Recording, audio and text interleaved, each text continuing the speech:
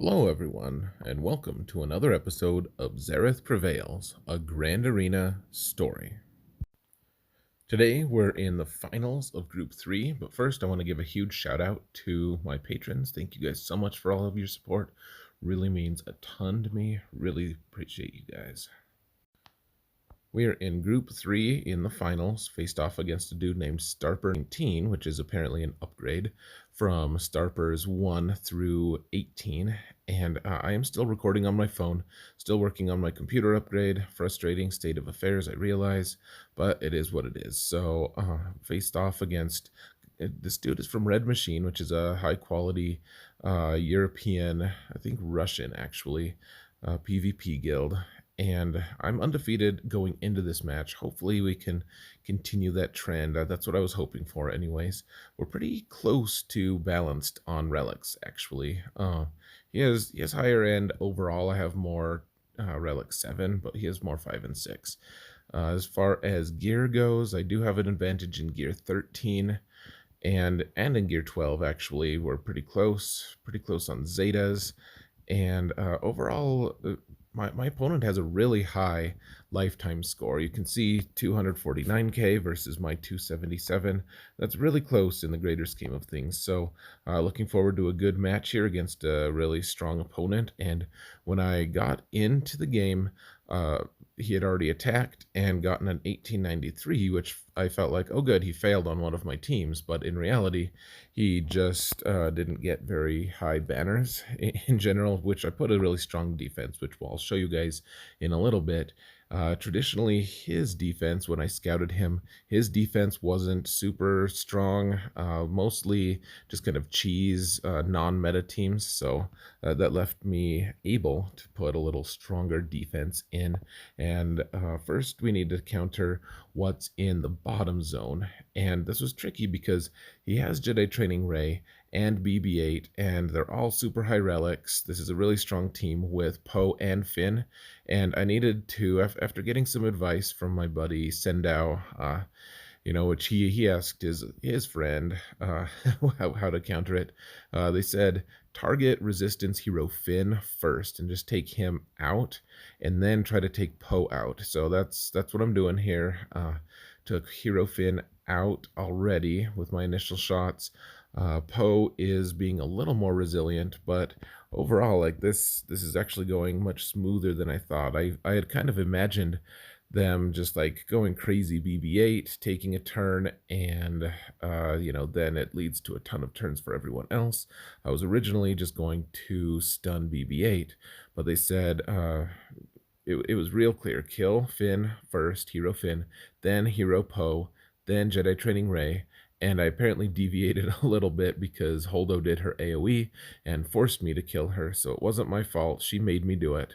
But now, honestly, this team just kind of melted. Even though they're all Relic 7, Resistance are just not super resilient unless you have the new Galactic Ray. So 59 banners here, pretty good.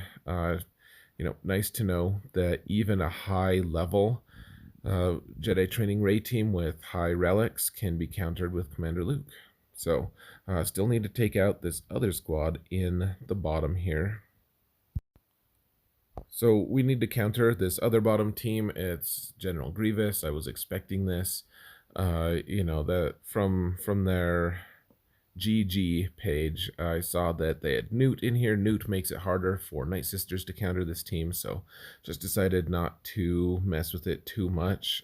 Taking my Palpatine with Traya and their trio, and then Bastila Shan Fallen. And I've done this match a million times, so I'm actually just going to give you a little more context to the overall matchup here while you guys are watching me just do the pretty standard thing. I only have 2.5 meta teams available for this particular match because I put Jedi Revan, Darth Revan, General Skywalker, General Grievous, and Padme all on defense, along with my Geonosians and high-speed bounty hunters with relics. So placed a really tough defense, which is probably why my opponent got such a low banner score. But that left me with, I have Supreme Leader Kylo without Malak to help him, so that would be half of a meta team, because I can't take like General Skywalker with it, for instance.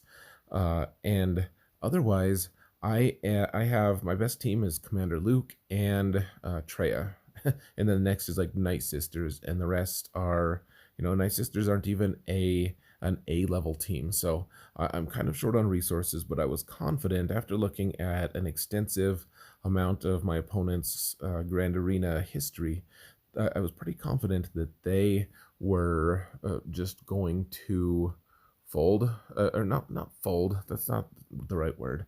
Uh, I was confident that their teams on defense were not going to be super strong. They always, regardless of what iteration and meta it was, they always kept all of their really strong teams from offense, for offense, and left some, strong and well constructed and well modded teams, but ultimately not meta teams on defense. So that was kind of the premise I was working on. I knew that they had General Grievous here, and then after they took out all of my teams with one hit, I was pretty convinced that whatever was in the back, they would not have any meta teams at all back there. Or if they did, I still have options. Unfortunately, we're using two of our best teams with Commander Luke and Traya, but I suspected that these two teams were the best that they had left. And in the past, they have put a Newt team on defense with Malak in it, but Newt is actually on this squad here. So nothing too surprising about this. We're just trying to beat the rest of this squad, but their defense is probably, I suspected, was probably just going to be like a First Order team and some other, like Bounty Hunter team with Nest. Those were the two teams that I had seen them place a lot in the back or at various places. So when I beat this squad for 56 banners, which is pretty good, I noticed that that was exactly what they had. They had First Order and Bounty Hunters with Nest. So we need to one-shot all of these teams, or at least full clear all of these teams. I had actually a little leeway. I could lose a match here and still potentially win. Now this is an interesting squad. They have high relics on every single character here, and it looks like a good squad. But it is susceptible to troopers here, and troopers really didn't have any other options other than this, so I needed to take this out. I really only had 8, maybe 9 teams available, so I figured if I could just take this team out with troopers, that would be great. The key is to getting 1 kill, and Resistance Trooper was right at the 90k health and protection level, and then Finn, of course, as the lead, boosts some of those stats, but not too much. Not so much that my troopers can't deal with it. I do have a couple relics on these troopers, so it's not entirely, it's not a full Gear 12 squad or anything, but I outsped them. I was like, why not? They don't have much in the way of hitting back or anything, so 58 banners is pretty good for a mostly Gear 12 squad taking on a high relic. It's all like relic 5 and higher squad, so happy enough with that. And now we're trying to figure out, there's Geonosians in there, and there's Nightsisters on the top that we need to take out. I did have my Kylo Ren team with Watt. Watt was going to be kind of a wild card for me. Like I could put him with anyone and make that team significantly better. In this case, I'm just doing the traditional thing with just taking First Order with Watt here. And for a little bit, I had considered taking my troopers. My troopers are fast enough to beat this squad in some circumstances, but their Talzin was, if my memory serves me right, their Talzin was like Relic 7, something crazy like that. Like and plus offense mods. I did not want to get stuck trying to fight Talzin, where she could just one-shot my Veers, with one AoE. She could just ruin my whole plans. You guys have seen a couple videos where Talzin gets one AoE off and all of my troopers just die an awesome, glorious death, and so we want to avoid that. So we have and troopers had an easier target, frankly. So we're just trying to one-shot each of these Nightsisters here. We don't want them to come back. We don't want them to be revived. And, it's convenient, of course, to have Watt on here because you get the weapons tech to Kyla, or the First Order Executioner, and Executioner just kills the Nightsisters permanently so that they can't come back. Old Daka normally is the one you want to kill first with most team compositions, but in this case, you just want to kill everyone but Daka. Now, Daka does have her Zeta on her, so every time we kill zombie, she's gaining max health, but she's not too hard to chew through if she is just alone, especially because we're also building up our hitting power with Executioner. And what I'm doing here, I'm just killing zombie over and over here because none of the other Nightsisters can be revived, and Daka is stunned anyways. And as we just kill zombie, we're trying to give turns to Watt to be able to heal him all the way up so we can get max banners. And now that we have max banners, we want to use Executioner to kill Daka. We don't want to use anyone else because zombie will revive her otherwise. But as it stood, we were able to do that, got 60 banners. We don't want to take our banners for granted. We don't want to be in a position like last match where I had to get like 62 or 63 on ships against Scab Maggot and, potentially just rely on luck. So beat that squad. Now that their Nightsister squad is gone, we're taking our own Nightsisters here against Geonosians. This is a counter that I've been using a lot. My buddy Solo Base 15 swears by it. Now, we needed to dispel that taunt, and then what I wanted to do was just take out Poggle right away if I could with a mass assist, because if Poggle is gone, then he can't do anything unfortunate, such as dispelling any of my debuffs. So we got him out, which was nice. That's a nice start. He is only gear 12, so he's a good target of opportunity as well. And now you see that Spy is actually out in the open. Asajj was able to dispel the stealth, and I was trying to work on Spy. Spy doesn't have high health protection or armor, and so if we can just one-shot her, or him, whatever gender Geonosians have or don't have, if we can take out Spy, then we're probably going to be good. Unfortunately, they got stealth back up, and we have to do it the harder way. But really, Nightsisters, there's not a huge amount of rhyme or reason to this fight. Like, you just kind of take opportunities as you have them. In general, you want to stun as often as you can. You need to keep old Daka's health and protection, well, health at least, up as much as you can. You can't afford her just getting one shot by Spy or something like that. And then, if you can, just pick off the edges, the periphery, the weaker characters like Spy and Poggle and Soldier for that matter, then just do it. Save Sunfac for last. He doesn't really add that much except in his assists anyways. So 56 banners with Nightsisters is great. That means they failed to target Spirit at any point. And now we're through the top zone. They did put a Malevolence in on defense, only 6 stars, but the ships themselves are pretty strong. First, we want to deal with these squads in the back, though, and they're both a little bit complex. There's a bounty hunter team with Nest on it, and then there's a First Order team with Kylo Ren as the lead, which is the one we're taking on right now, and then Hux is also here. So I'm taking my Jedi Training Rey team. I decided not to bring my 4-star, 3-star Finn. And the complex thing here is Hux is going to prevent me from gaining bonus turn meter as long as he has advantage. So what we're doing here, my Thrawn was just the right speed. After my first couple moves, Thrawn was able to just put Fracture on Kylo Ren, which is exactly what I wanted. We don't want him taunting. And then I figured I could hopefully just snipe out Hux right there and be able to start gaining some bonus turn meter. And that's basically what happened. First Order Stormtrooper tried to get annoying.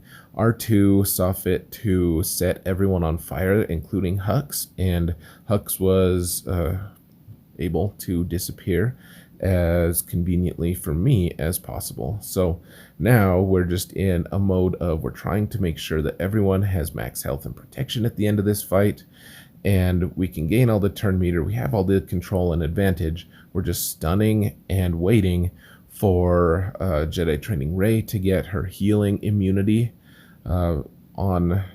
installed on one of the Kylos. Installed. It's like she's a technician or something. But you need that. You can't actually kill either of these Kylos very easily without that. This First Order team is not really that strong though.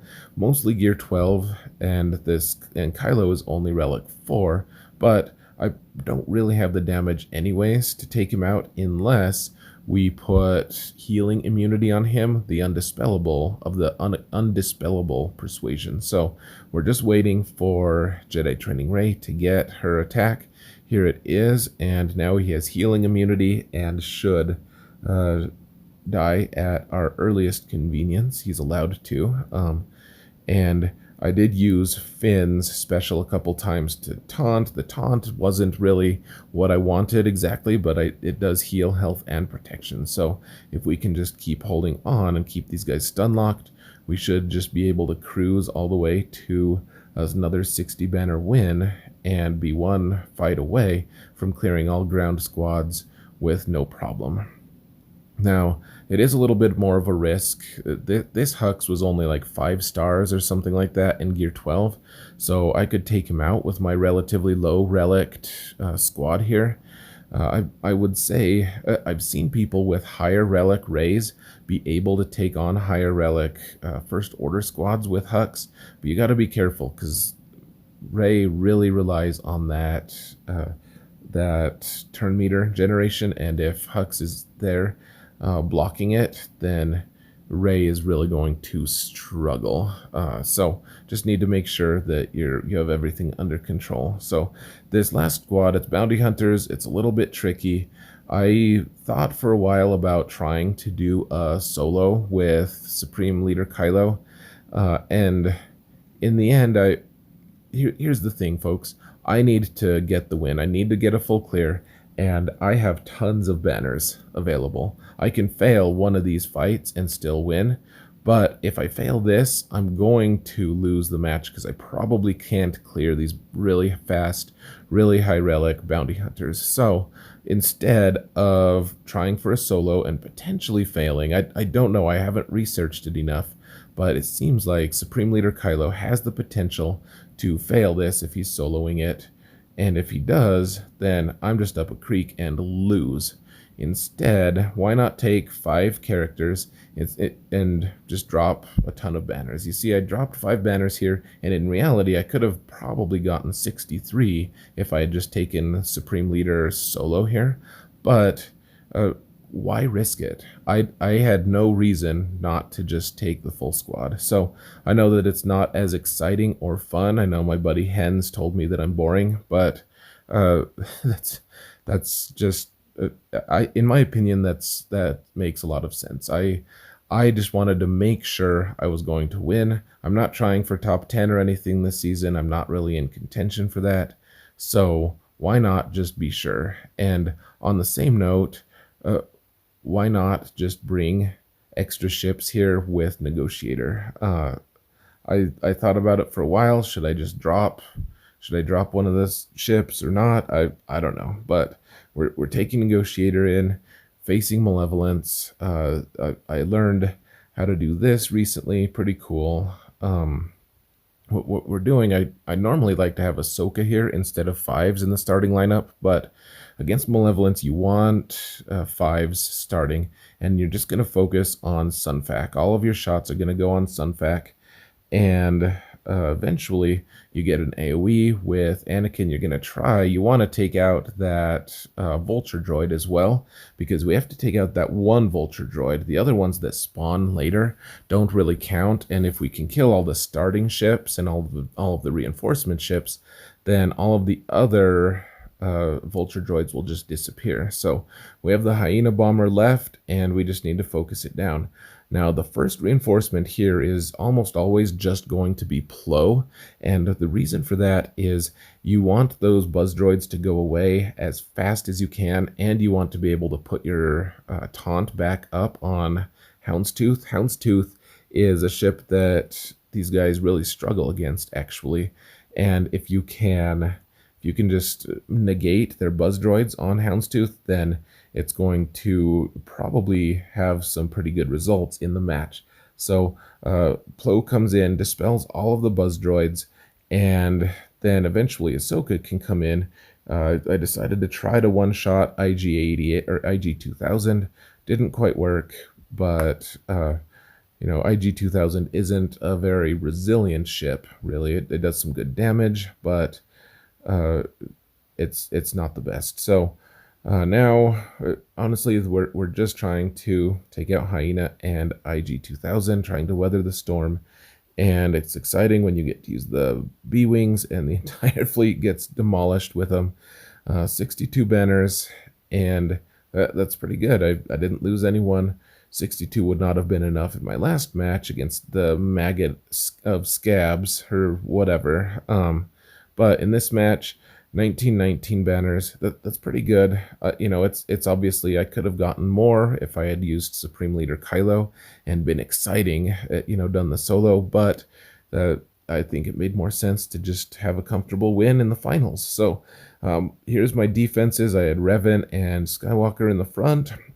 Up top, I had Grievous and Padme, and then Geonosians, and I wonder if my opponent used Jawas on my Geonosians. That would explain some of their pretty low banner score.